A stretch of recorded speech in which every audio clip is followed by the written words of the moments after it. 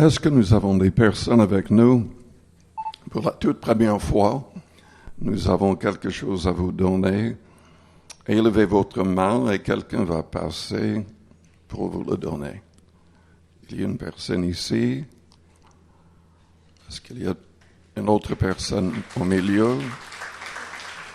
Deux personnes là-bas.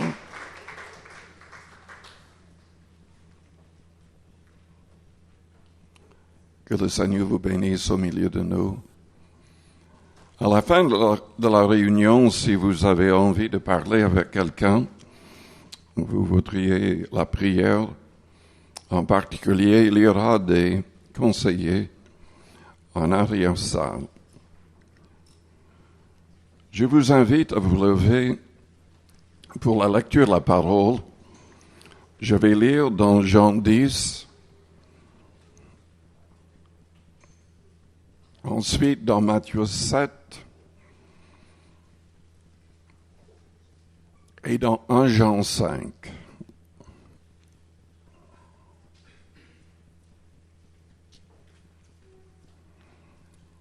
Dans Jean 10, c'est le Seigneur qui est en train de parler. Et au verset 9, il a dit, « Je suis la porte. Si quelqu'un entre par moi, il sera sauvé. Il entrera et il sortira et il trouvera des pâturages. Le voleur ne vient que pour dérober, égorger et détruire.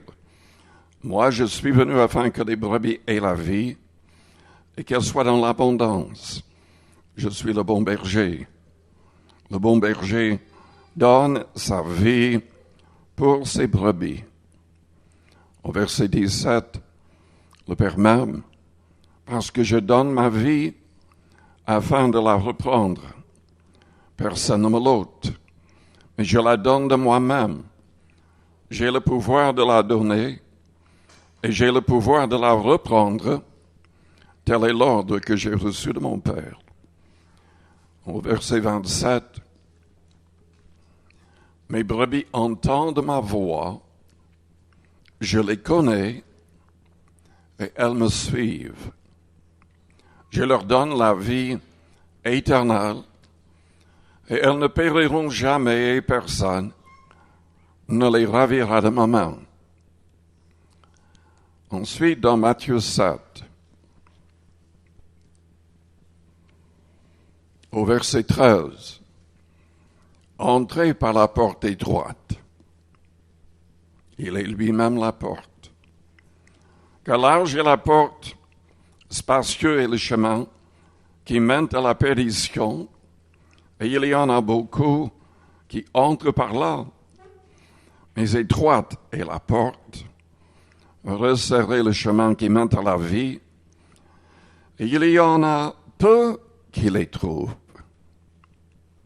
Au verset 13, verset 21, ceux qui me disent, Seigneur, Seigneur, n'entreront pas tous dans le royaume des cieux, mais celui-là seul qui fait la volonté de mon Père, qui est dans les cieux.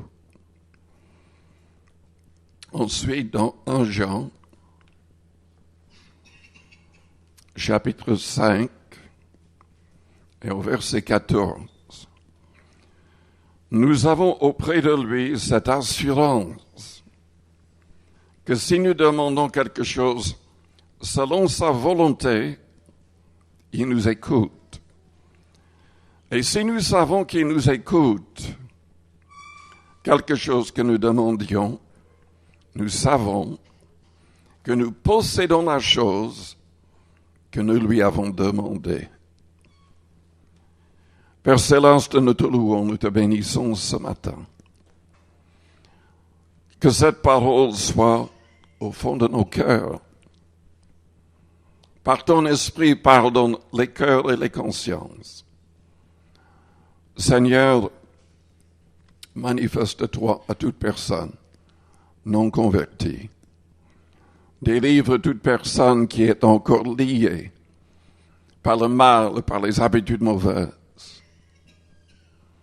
Seigneur, nous te demandons aussi de faire grâce à tous, passe dans les rangs, et que tous les malades soient guéris miraculeusement.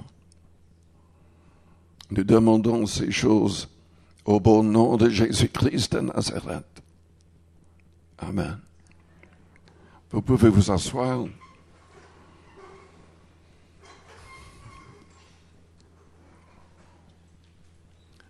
Est-ce que vous avez une relation réelle avec le Seigneur?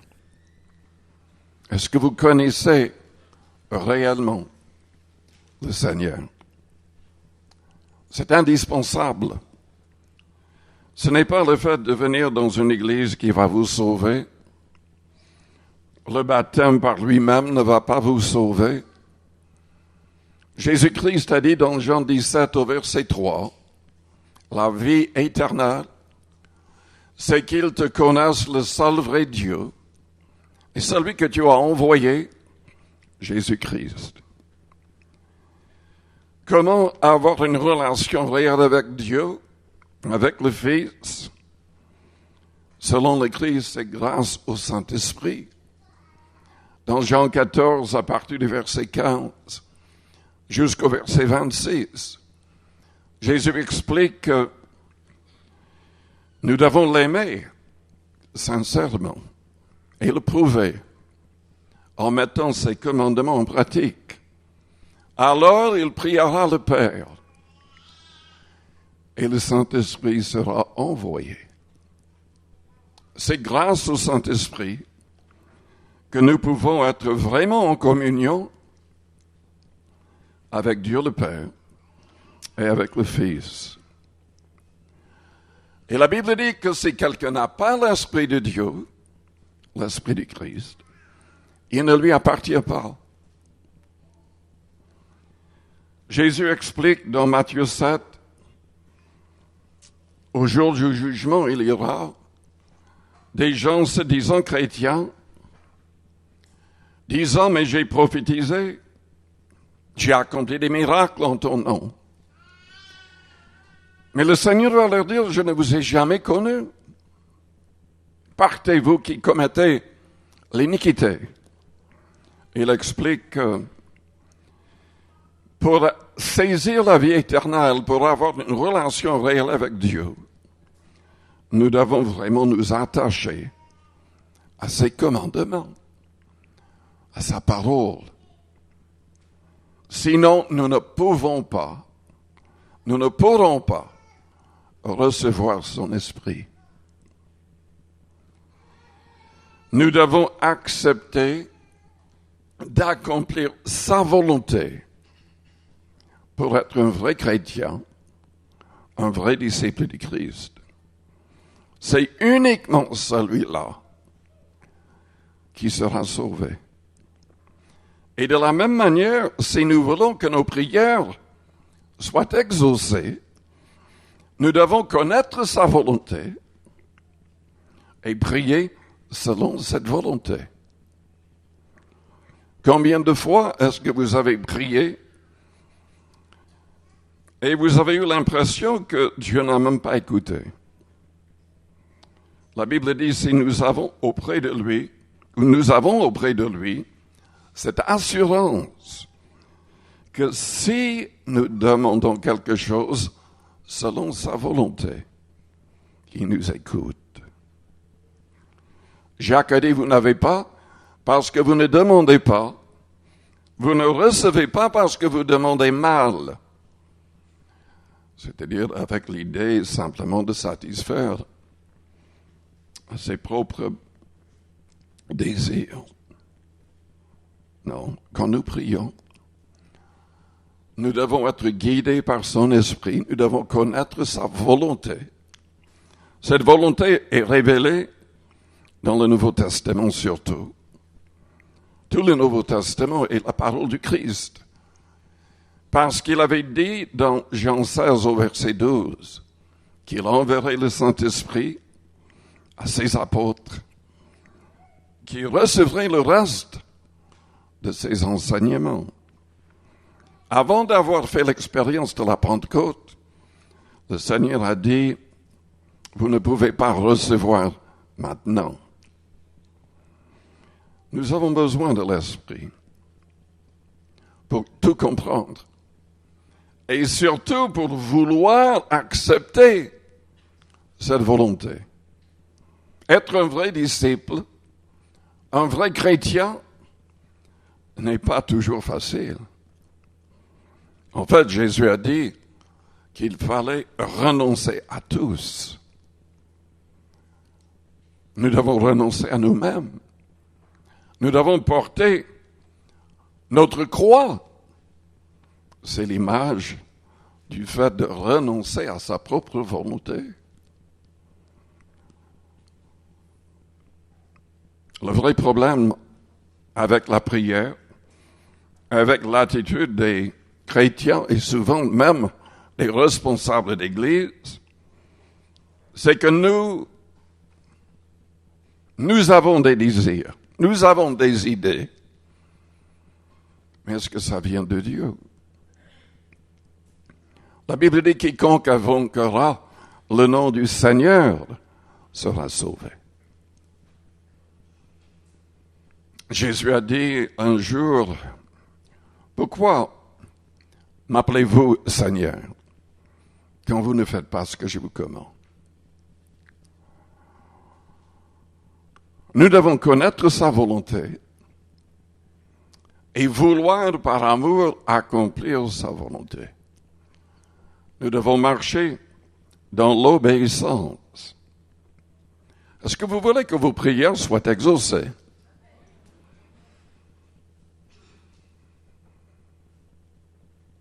Il faut que vos prières soient selon l'Esprit du Christ. Il faut que vos désirs soient selon la volonté du Seigneur. Dieu a un plan général dans le Nouveau Testament pour tous les chrétiens, mais il a un plan pour vous en particulier. Et la Bible dit dans Romains 8 au verset 14 que les vrais enfants de Dieu sont conduits par l'Esprit.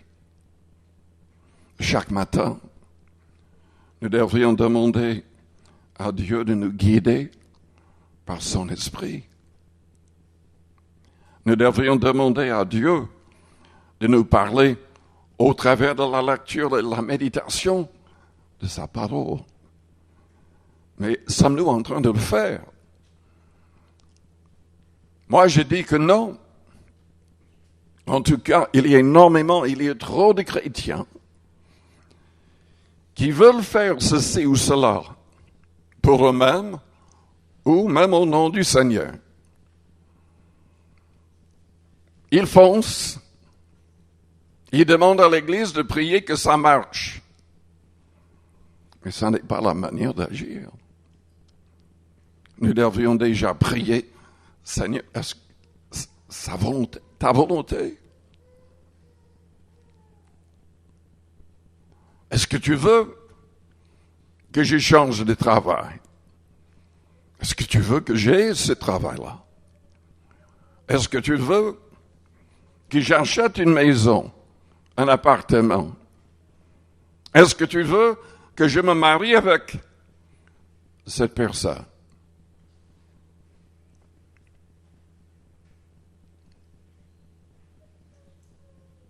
Nous devons chercher sa volonté.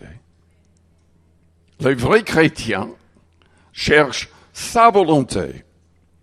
Selon 2 Corinthiens chapitre 5, à partir du verset 14, Paul explique que les vrais chrétiens ne vivent plus pour eux-mêmes, mais pour celui qui est mort pour eux. Est-ce que vous êtes un vrai chrétien? Ou est-ce que vous vivez toujours pour vous-même?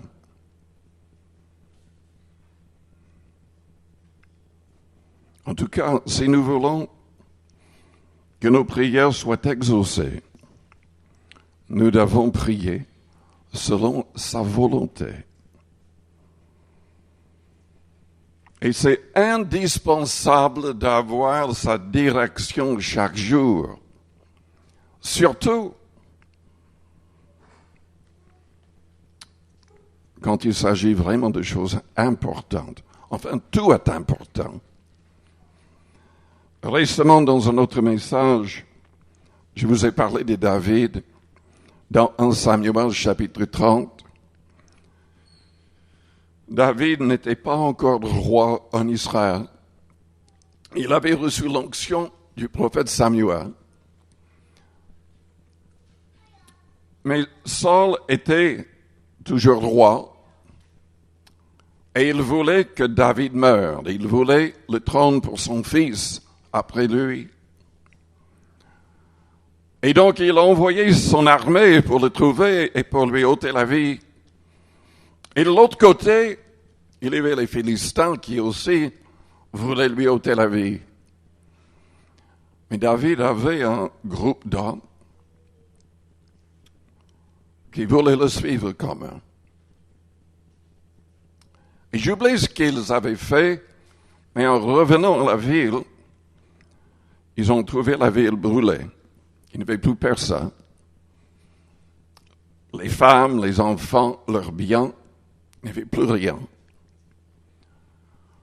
Et évidemment, tout le monde est troublé, découragé. Mais David se met à part et prie. Il cherche la face de Dieu.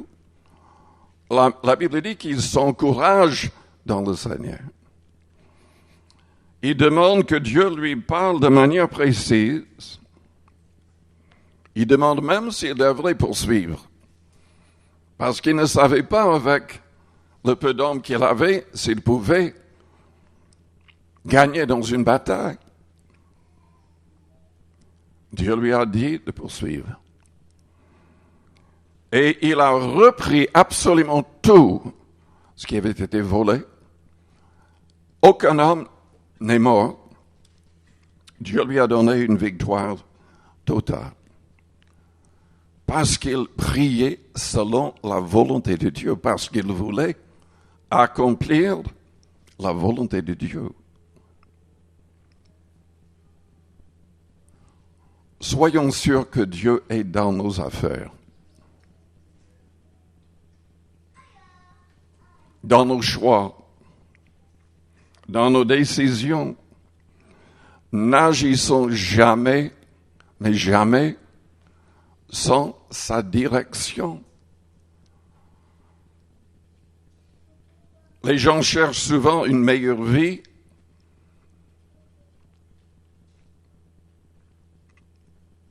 Et ratent tout. Parfois, c'est la volonté du Seigneur qu'on reste dans un contexte difficile.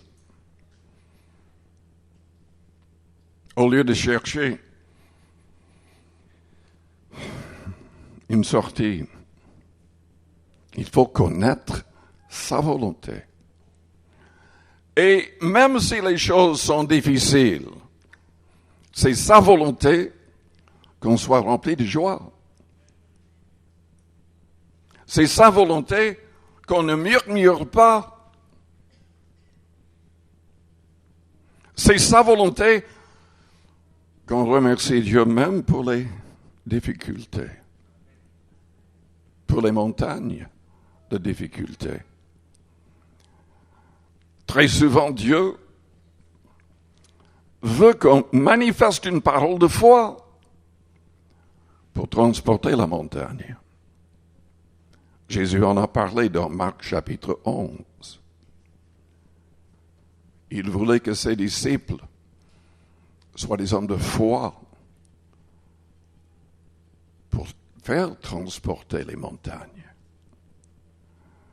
Qu'est-ce que vous avez comme difficulté dans votre vie? Il y a des gens qui fuient les difficultés. Il y a des gens qui changent d'église, non pas parce qu'il y a vraiment un problème avec la doctrine, mais parce qu'il y a un problème avec une sœur, un frère en Christ. Et au lieu d'agir selon la parole du Christ, ces gens fuient. Si quelqu'un pêche contre nous, qu'est-ce qu'il faut faire? Les calomnier, changer d'église, fuir leur présence. Selon Matthieu 18, nous devons les voir en privé et avec amour expliquer le problème, essayer de régler le problème. Si ça ne marche pas, nous devrions essayer une deuxième fois avec 2 témoins. Et si ça ne marche pas, on le dit à l'Église. Et les responsables de l'Église décident. Si une personne ne veut pas agir correctement, ne veut pas demander pardon, selon Paul, il n'y a qu'une seule chose à faire. Cette personne doit quitter l'Église.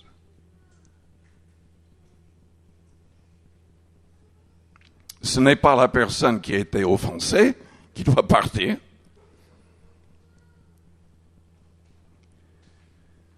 C'est la personne qui ne veut pas régler le problème.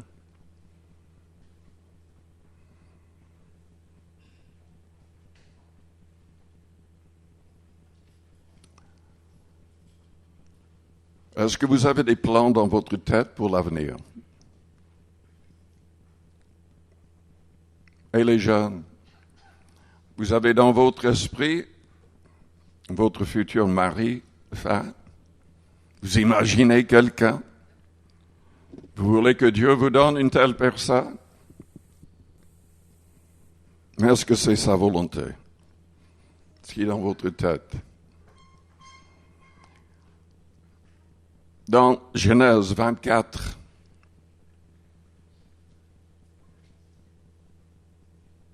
nous voyons que c'est vraiment important de demander des signes parfois au Seigneur. Et même souvent, quand il s'agit de grandes décisions.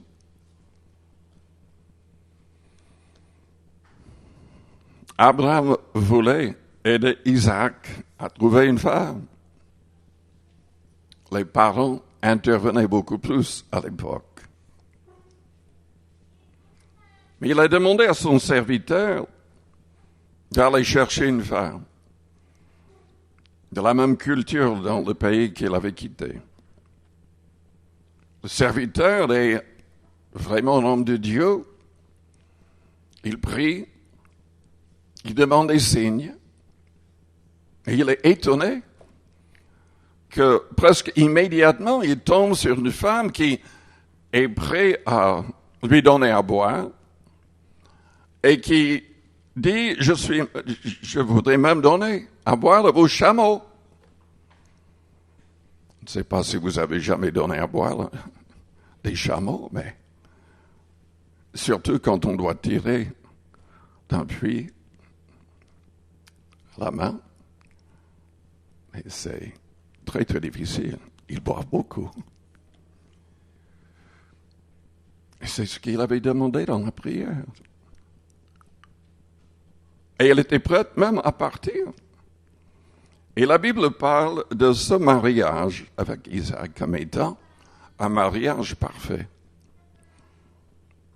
Ils acceptent de se marier même avant de se voir, parce qu'ils savent que c'est la volonté du Seigneur. Ils ne basaient pas le mariage sur une photo.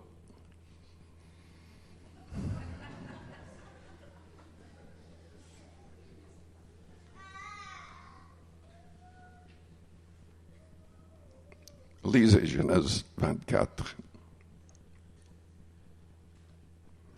Nous devons nous laisser conduire par son esprit. Dans le Nouveau Testament, ce qui est magnifique, c'est que Dieu a promis de verser son esprit sur toute chair parmi les croyants, les enfants, les esclaves, les serviteurs, les servantes, peu importe sa position, homme ou femme, Dieu a décidé d'envoyer son esprit à tous. Dans l'Ancien Testament, il n'y avait que quelques privilégiés qui recevaient la plénitude. Mais nous pouvons tous recevoir cette plénitude. Et si on se laisse continuellement rempli du Saint-Esprit, il pourra accomplir des choses extraordinaires. Vous vous souvenez de Pierre? Il avait renié le Seigneur en blasphémant parce qu'il n'avait pas encore appris ni comment prier, ni comment jeûner. Il n'avait pas encore reçu le miracle de la Pentecôte. Mais après ce jour-là, après ce signe de pouvoir adorer Dieu dans une nouvelle langue, miraculeusement, la Bible dit qu'il restait rempli de l'Esprit. Dieu parlait au travers de lui et le Saint-Esprit lui parlait. Dans Acte 10, Dieu lui donne une vision pendant qu'il est en train de dormir. 2 fois la même vision. Il ne comprend pas pleinement, mais quand il se réveille, le Saint-Esprit lui parle directement en disant il y a des hommes en bas, pars avec eux. Il a obéi, il a prêché dans la maison de Corneille, et toutes les personnes dans la maison ont été baptisées du Saint-Esprit. Les premiers non-juifs, il les a baptisés d'eau. Dieu veut nous conduire par son esprit. Il veut que chaque croyant soit un gagneur d'âme. Vous avez gagné combien de personnes depuis votre conversion? Personnellement, vous avez gagné combien de personnes? Selon Jean 15, le Seigneur désire qu'on porte beaucoup de fruits, qu'on arrive à aider beaucoup de gens à se convertir. Mais nous devons être à l'écoute de son esprit.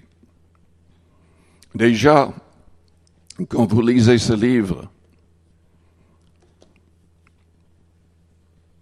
Dieu désire vous parler, à vous.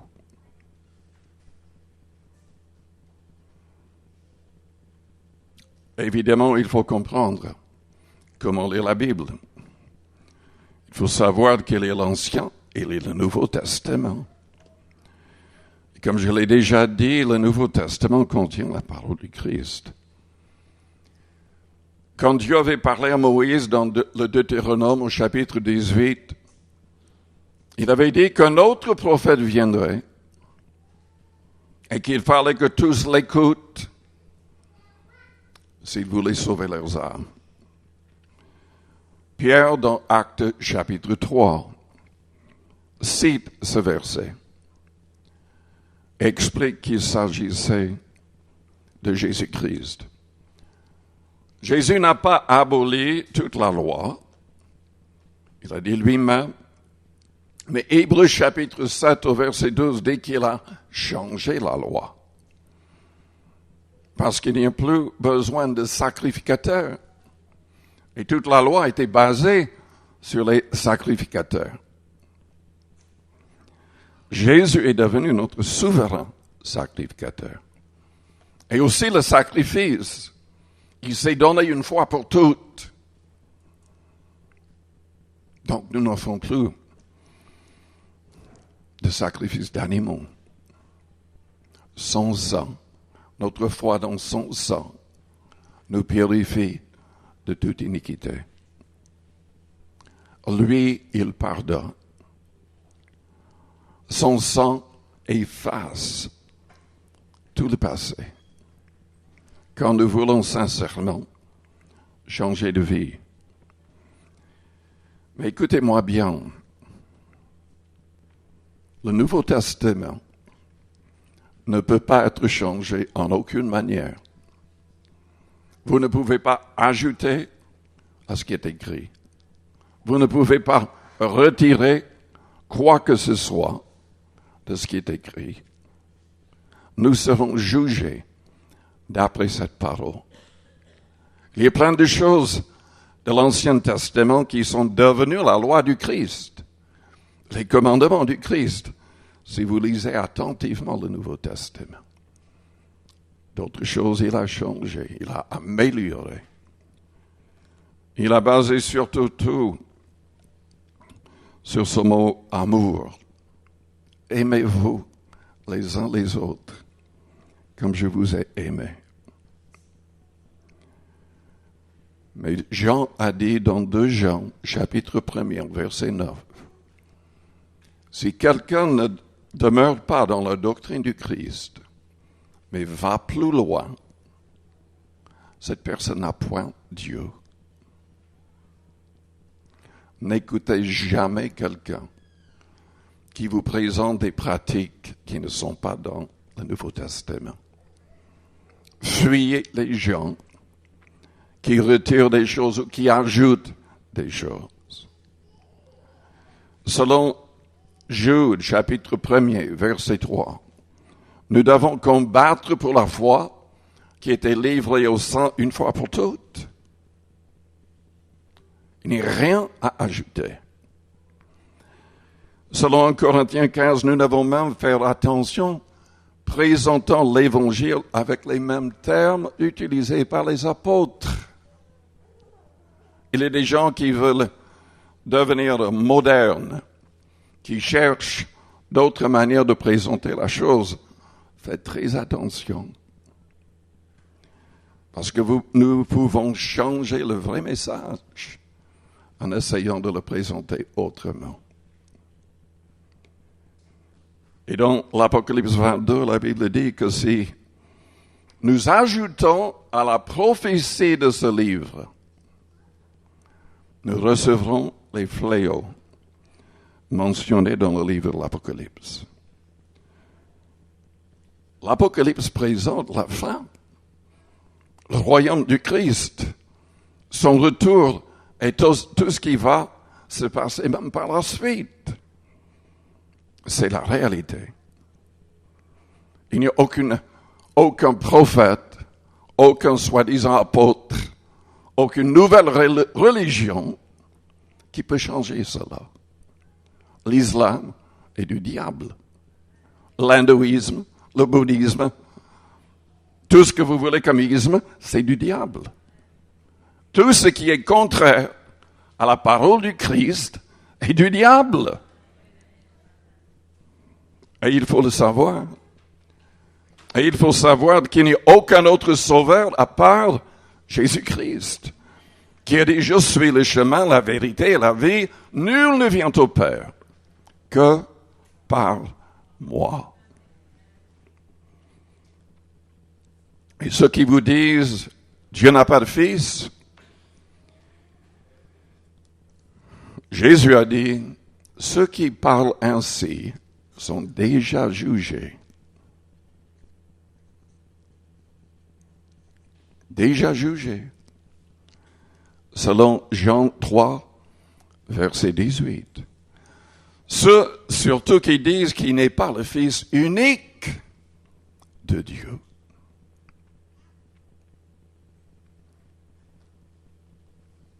Ne priez jamais en désaccord avec le Nouveau Testament.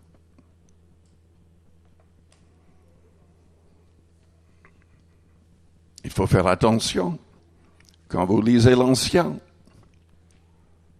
Parce que si vous priez selon absolument tout ce qui est dans l'Ancien, vous pouvez être en désaccord avec ce que le Christ a dit dans le Nouveau.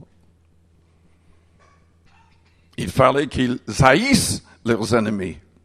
Dans l'Ancien, Jésus a dit, il faut les aimer. Il faut prier pour eux, il faut les bénir. Il y a plein d'autres choses qu'il a dit. Et c'est cette parole du Christ qui va nous juger. Ce n'est pas autre chose.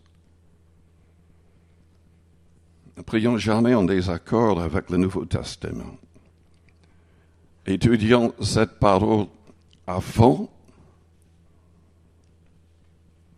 car nous ne sommes pas simplement en face de gens qui croient autrement. ou qui veulent carrément démolir la foi en Christ, il y a derrière ces gens des démons, des esprits de séduction, ce qui rend les choses tellement difficiles dans ces derniers temps. Il y a de plus en plus de soi-disant églises, soi-disant pasteurs, soi-disant apôtres, prophètes, tout ce que vous voulez. Ils sont carrément des serviteurs du diable. Déjà, Paul avait ce problème. Lisez 2 Corinthiens chapitre 11 et 12. Le diable se déguise en ange de lumière pour tromper les hommes. Mais Galate est très clair, au chapitre 1er, à partir du verset 6. Si un ange vient du ciel avec un autre évangile, avec un nouveau message, qu'il soit anathème, maudit, damné pour l'éternité. Il a dit 2 fois. Il y a tellement de sectes parce qu'un illuminé a parlé avec un ange. Certains n'ont parlé à qui que ce soit. Ils inventent, mais d'autres ont réellement parlé avec des anges. Souvent avec le diable en personne, déguisé en ange. Il faut pas être naïf. Il y a de plus en plus de gens qui parlent de Jésus-Christ, qui parlent de Dieu pour de l'argent. Un pasteur m'a écrit il y a quelques années pour me mettre au courant du très grand nombre de gens venant de l'Afrique en Europe, se disant pasteurs, apôtres, prophètes. Ils disent, mais ce ne sont même pas des chrétiens. Ce sont des marabouts. Ce sont des sorciers. Ils trompent les gens pour de l'argent.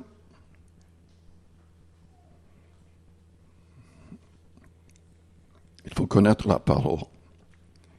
Dans 1 Timothée, chapitre 4, au verset 1er, mais l'Esprit dit expressément que dans les derniers temps, quelques-uns abandonneront la foi pour s'attacher à des esprits séducteurs et à des doctrines de démons, par l'hypocrisie de faux docteurs, portant la marque de la flétrissure dans leur propre conscience, prescrivant de ne pas se marier et de s'abstenir d'aliments que Dieu a créés pour qu'ils soient pris avec action de grâce par ceux qui sont fidèles et qui ont connu la vérité. Car tout ce que Dieu a créé est bon, et rien ne doit être rejeté pourvu qu'on le prenne avec action de grâce. Parce que tout est sanctifié par la parole de Dieu et par la prière. Il y a toutes sortes de gens qui sont tombés dans ces pièges. Et l'Église est tombée dans ce piège. Dans 1 Timothée chapitre 3, Paul envoyait Timothée choisir les responsables dans toutes les églises qu'il avait commencées. Il voulait que les responsables soient mariés avec une seule femme, ayant des enfants afin de savoir comment diriger l'Église de Dieu. Je ne peux pas vous expliquer comment l'Église catholique est tombée dans la fausse doctrine du célibat des prêtres. C'est antibiblique. N'importe qui peut choisir ou même avoir un don de Dieu pour rester célibataire. C'est peut-être la volonté de Dieu. Mais pour la plupart, les responsables devaient être mariés. Et ici, verset 3,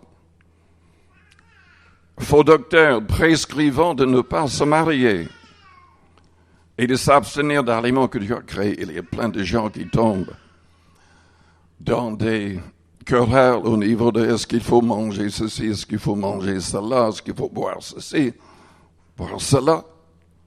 Il faut éviter ces choses, ces conversations.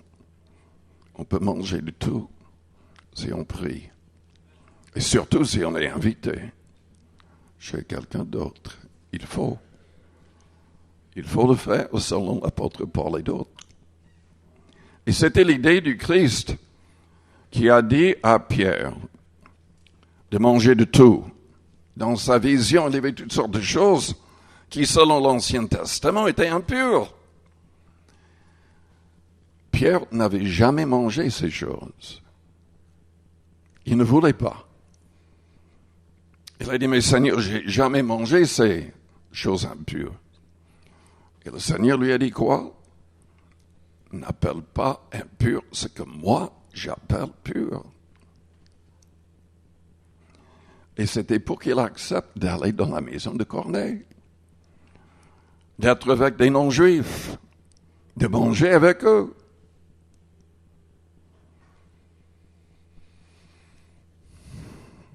Vous savez que l'Église catholique a même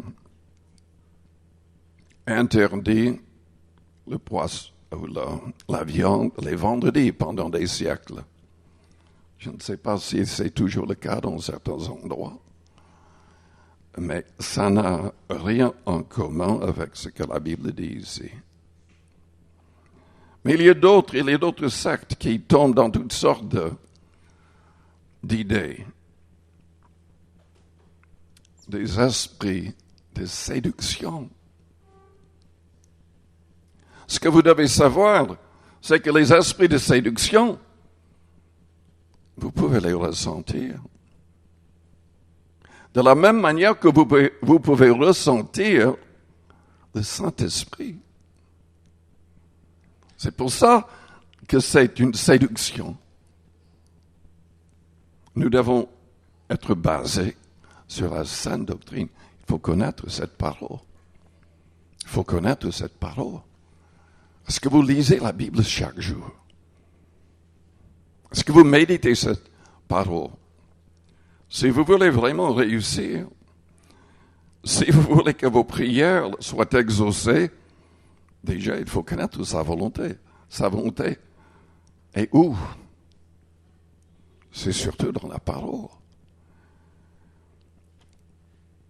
Heureux l'homme qui ne marche pas selon le conseil des méchants, qui ne s'arrête pas sur la voie des pécheurs, qui ne s'assied pas en compagnie des moqueurs, mais qui trouve son plaisir dans la loi de l'Éternel et qui la médite jour et nuit. Il est comme un arbre planté près d'un courant d'eau, qui donne son fruit en sa saison, et dont le feuillage ne se flétrit point. Tout ce qu'il fait lui réussit. Est-ce que vous êtes en train de réussir dans tous les domaines? Peut-être que vous êtes dans les mauvais domaines. Peut-être que vous n'êtes même pas du tout dans la volonté de Dieu. Peut-être que vous cherchez à faire telle et telle chose et ce n'est pas du tout sa volonté. Vous cherchez un certain travail et en fait, ça ne marche pas parce que ce n'est pas du tout sa volonté.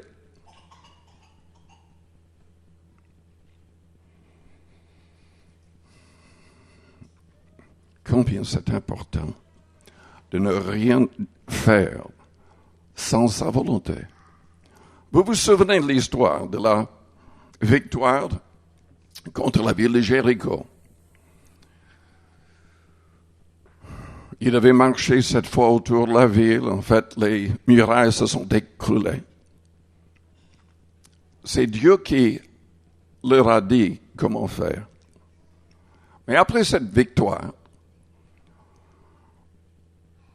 sans demander à Dieu,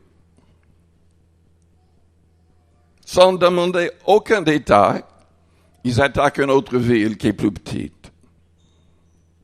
Et ils perdent. Il est des pertes d'hommes. Ils ne comprennent pas, mais ils ont agi sans connaître la volonté de Dieu. Ils croyaient qu'ils pouvaient réussir par eux-mêmes, parce que c'était une petite ville. Et en fait, Dieu avait dit, concernant la bataille de Jéricho, qu'ils ne devaient rien garder pour eux-mêmes. Mais il y avait un homme qui avait désobéi à Achan. Il a trouvé un lingot d'or. Il a pris, il a caché. Il a pris aussi un vêtement babylonien. Vous savez, le fait de prospérer ne vient pas toujours de Dieu. Ça peut venir du diable. Pour que vous soyez complètement égarés,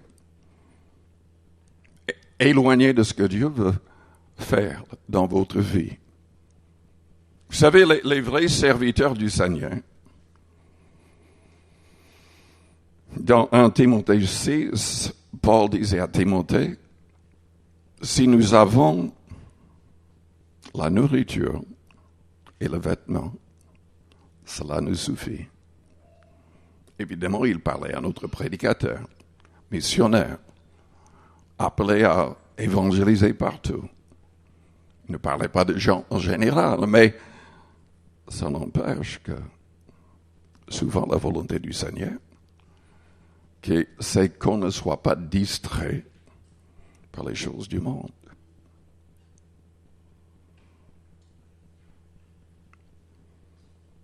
Cet homme a trouvé la mort. Achan a trouvé la mort avec toute sa famille. C'était lui qui a causé la mort de ses soldats. Que le Seigneur nous aide à connaître sa volonté, à aimer sa volonté, à être joyeux dans la déserte ou dans l'abondance. Je vous invite à fermer vos yeux, à courber vos fronts, avec les yeux fermés, les fronts courbés. Je vous demande, est-ce que vous êtes un vrai chrétien, un vrai disciple du Christ?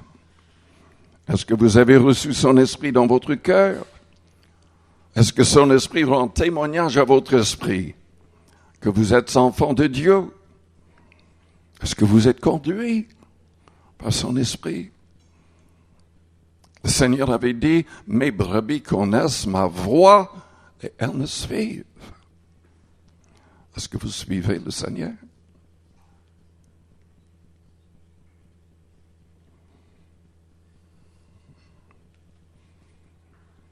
Si vous voulez suivre le Seigneur, si vous voulez que le Seigneur vous pardonne tout péché, qu'il vous délivre de tout péché, de toute habitude mauvaise, si vous voulez saisir la vie éternelle, je voudrais prier pour vous.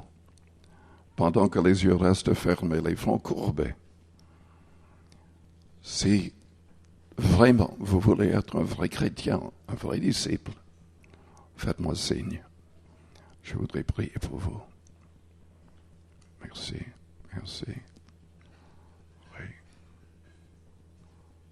Plaisir faire ça. Je vous invite à répéter une prière après moi, que toute l'Église répète cette prière.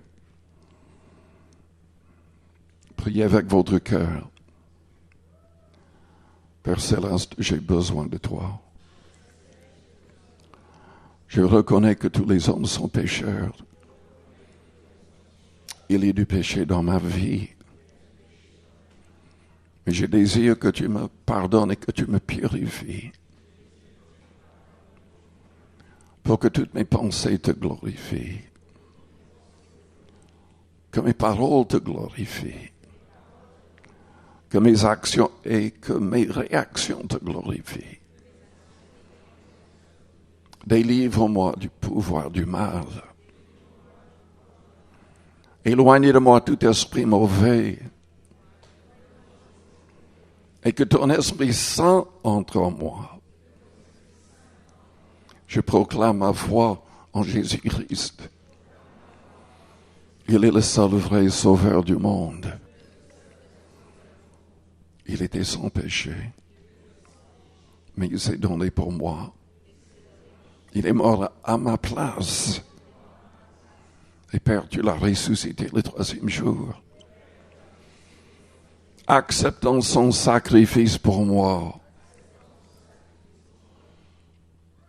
Et tu as envoyé l'Esprit Saint.